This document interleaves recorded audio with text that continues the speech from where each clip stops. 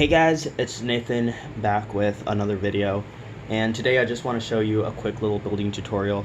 While I was building the rover mock from my last video, I was trying to find a unique and interesting way to make the whole front part, and I had these two relatively new shallow fenders or mudguards, and I wanted to use those. So what I did was I used a 2x2 tile with a Technic pin, but you can use pretty much any 2x2 part you want. And you have to have these strange kind of like plates with a raised side with two studs. And you place those like this, inverted, because you can actually place them against each other like this to create a really weird kind of effect with studs on both sides, which is really useful. Then you want to take a 1x1 plate and just place it there. Then this minifigure bracket, and you'll see why I'm using this particular part later on. But then you take one of these larger 2x2 brackets and place it on the side, and that's actually going to kind of, it doesn't bind everything together, but it will later. And then you just simply place one of the mud guards on top, and then whoops, I actually did it upside down, or just like not upside down, inverted.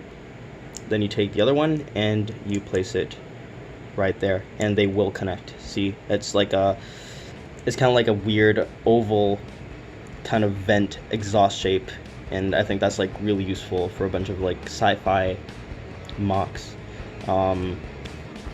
That's pretty much it. These other parts, you just pretty much choose any parts you want, but I just chose these to make some random greebles, and then you just place it like this with the minifigure bracket. You just place it in there and it fits perfectly, and it just adds some detail and greeble inside the oval shaped section, which creates a very interesting look.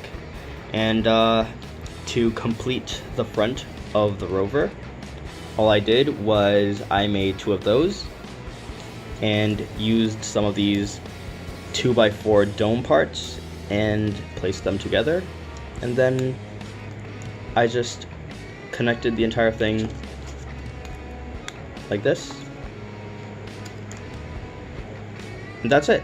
That's how I made the entire front section of the rover. It has studs underneath that I used to clip on some lights later on, and then I just, let me see if I could raise the camera.